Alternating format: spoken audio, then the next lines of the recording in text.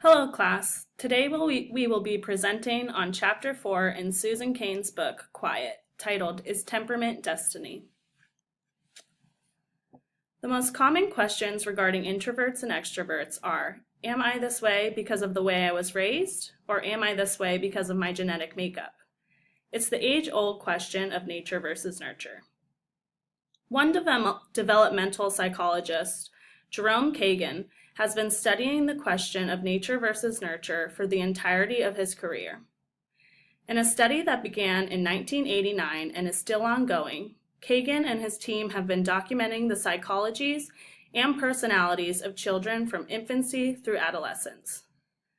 His prediction was that he would be able to tell which babies were more likely to turn into introverts or extroverts based on a 45-minute evaluation.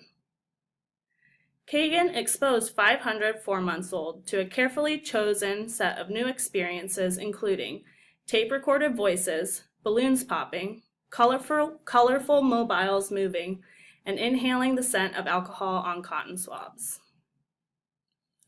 After the exposure to the stimuli, the reactions were wildly varied. 20% cried loudly and pumped their arms and legs. Kagan labeled this group high reactive. 40% stayed quiet and moved their arms and legs occasionally. He labeled this group as low reactive. The remaining 40% fell between the two extremes. Kagan hypothesized that the infants in the high reactive group, the babies crying and pumping their arms and legs, were most likely to grow into quiet teenagers and be introverts. We know that the intentional or unintentional movements, also known as kinesics, are more telling than verbal cues. These affect displays reflect the sender's true emotions and aid in determining high versus low reactivity. At ages 2, 4, 7, and 11, many children returned for follow-up testing of their reactions to new people and events. Many of the children had turned out exactly as Kagan had expected. The high reactive infants developed serious and quiet personalities, and the low reactive infants, the quiet ones, turned into relaxed and confident types. So how did Kagan know which infants would turn out to be introverted or extroverted based on a 45-minute evaluation? Kagan chose these measures because they're believed to be controlled by the amygdala in a network with the limbic system called the emotional brain, which underlies some of our most basic instincts such as appetite, sex drive, and fear. He hypothesized that infants born with an especially excitable amygdala would wiggle and howl when shown unfamiliar objects and grew up to feel more hesitant when meeting new people. This is just what he found. Children with a more reactive amygdala typically have a higher heart rate and wider eye dilation and tighter vocal cords when exposed to stimuli. In the video, Take Control of Your Nonverbal Communication, Nick Morgan further discusses this notion by explaining that unconscious minds can handle about 11 million bits of information per second, and also takes into account physical properties such as heart rate and skin temperature. The high reactive babies were not pessimists in the making. They were simply sensitive to their environment and felt things more. The sensitivity of the children's nervous system seems to be linked not only to noticing scary things, but to noticing in general. They use more eye movements than others to compare choices before making decisions, and they process these decisions more deeply. One of the most common ways of testing the nature versus nurture hypothesis is by comparing personality traits of identical and fraternal twins. It has been found that, like other major personality traits, introversion and extroversion are about 40 to 50% heritable. So how does the other 50% come into play?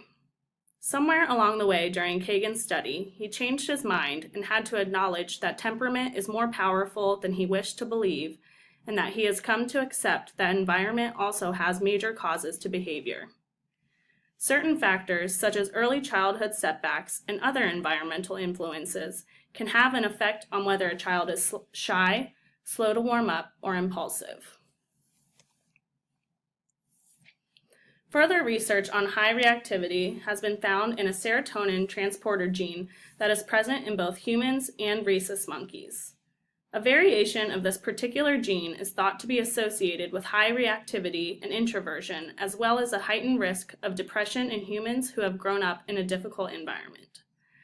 When baby monkeys with the introverted allele were subjected to stress, such as being taken away from their mothers and raised as orphans, they processed serotonin less efficiently than monkeys with the extroverted allele who endured a similar experience. Here we will watch a short video on this study.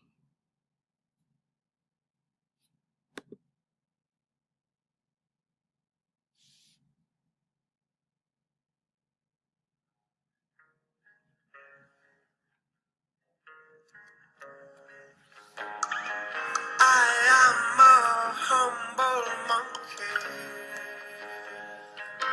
sitting up in here again. When you watch monkeys for a while, you find out that they're all different, that each has its own different personality, its own unique characteristics. But we found over the years that there were a number of monkeys who seemed to fall into two subgroups. One of the subgroups, maybe 15 to 20% of the population, members of that subgroup were consistently fearful every time they encountered something new or mildly challenging. There was another group of monkeys, maybe 5 to 10% of the population, who seemed to do stupid things all the time. They were unusually impulsive. They do things that other monkeys knew better than to try. And when they got into fights, we found that they tended to escalate the intensity of the aggression very quickly. We saw these characteristics very early in life, and we noticed that if their environments didn't change very much, those tendencies continued even into adulthood. Well, what do you mean by saying that a baby loves its mother? Certainly one thing we mean is that it gets a great feeling of security in the presence of the mother. Wouldn't you say that if you frightened a baby, that it went running to its mother, was comforted, and then all the fear disappeared and was replaced by a complete sense of security, that baby loved its mother? We have some monkeys that have what you might call secure attachment relationships with their infants, and they are always there when their infants need some help or need to be comforted. So these youngsters with mothers like that usually develop the confidence to go out and explore the world on their own, secure in the notion that if they ever get into trouble, they can come running back to their mothers with no problems at all. And then there are some monkey mothers that are more rejecting. They're not there for their kids. They don't support them when they get into interactions, and a disproportionate number of their offspring turn out to be these impulsive, aggressive individuals. We've long known that there have been genetic factors that underlie personality differences, and the gene that early on attracted attention was a gene called the serotonin transporter gene. This is a gene characterized by Peter Lesch, and what Peter found in studying humans was that there was a short version of this gene and a long version of this gene. So we managed to get into a collaboration with Peter Lesch, and lo and behold, some of our monkeys had the long version of the gene, and some of the monkeys had the short version of this gene.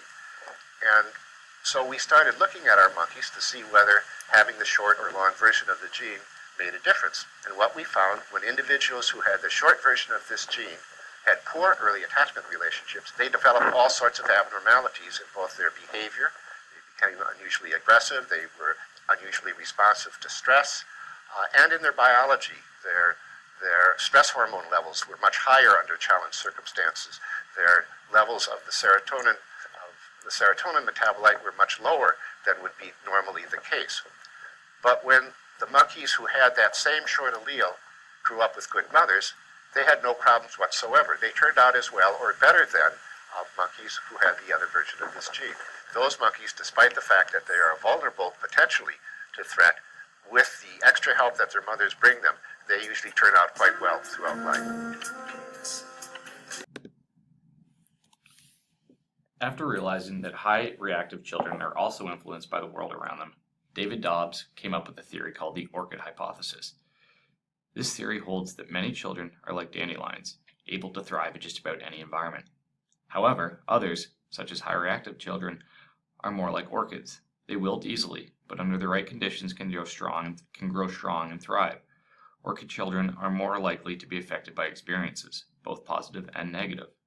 In Susan Cain's TED Talk, she discusses how the well-known introverts Charles Darwin and Dr. Dr. Seuss were supported in a proper environment where they were able to bloom professionally. Here is a link to a short comic that relates to introversion.